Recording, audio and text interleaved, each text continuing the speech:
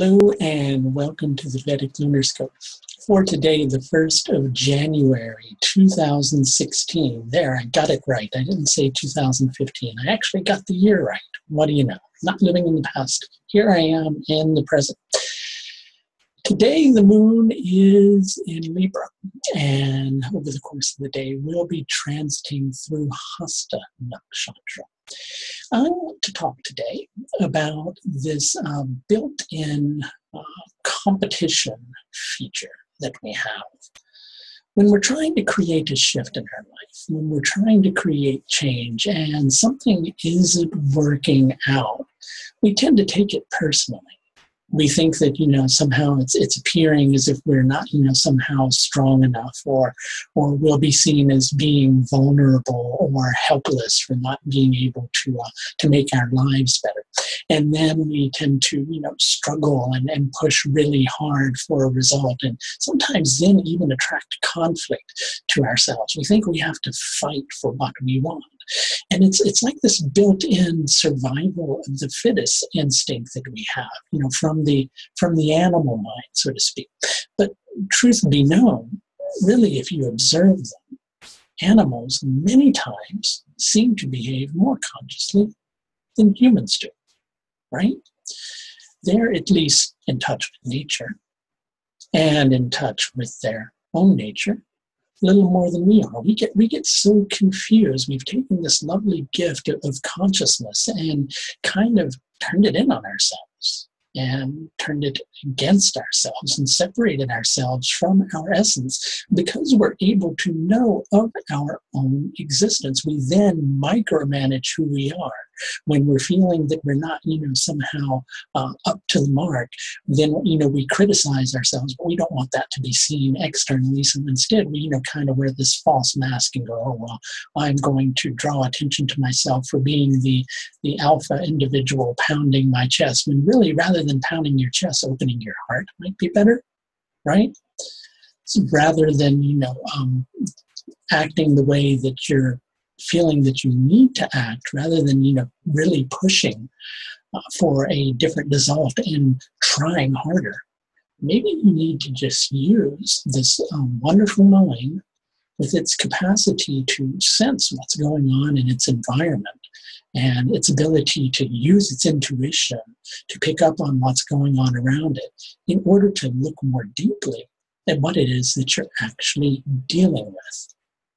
Right now, all that is really necessary is an alteration.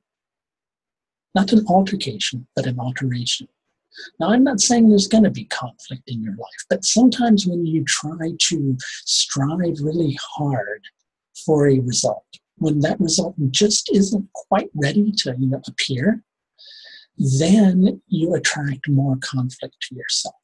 You attract more difficulty. You attract struggle because you're struggling. Right? And then you begin to feel bristly and you attract to yourself the things that you don't need.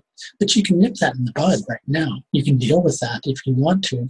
You just need to instead open your heart. Instead, you need to use your intuition. Tune in. What's wrong? What needs changing? That big change that you're trying to create, what small change needs to come into being so that can happen? You're not going to see that if you're struggling.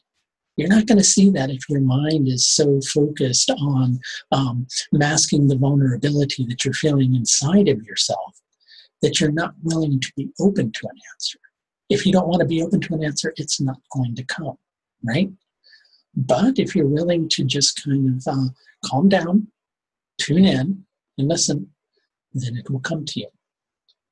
Now, Hasta is about the power of manifestation. It's about manifesting a change in your life, creating something new for yourself, right? In order to create that, there is initially going to be some resistance. Hasta energy is very firm at its foundation, but it has a lot of rapid energy that comes at it. And I'm kind of speaking energetics here, but just imagine sitting still and the wind blowing over you, right? That's somewhat similar to the energy of Hasta. It's about being able to make adjustments when an adjustment needs to be made.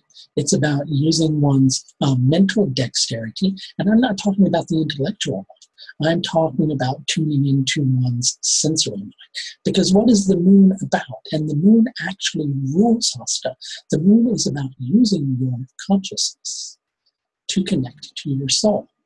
The moon reflects the sun is the soul. So that's what it's all about. Use your senses to be able to tune in, make the adjustments that are necessary. The lunar Tithi today is Krishna Ashtami. It's the 8th day of the dark half of the moon. And with this particular energy, there is a very big propensity that you can get involved in tunnel vision, if you know what I mean, like only seeing one way, wanting to draw attention to yourself rather than appearing stupid, right? You don't want to be seen to be foolish, right? But sometimes the best thing to do is to recognize that your dignity can't be affected if you just kind of admit that you've made a mistake. The solar lunar yoga today is Atiganda.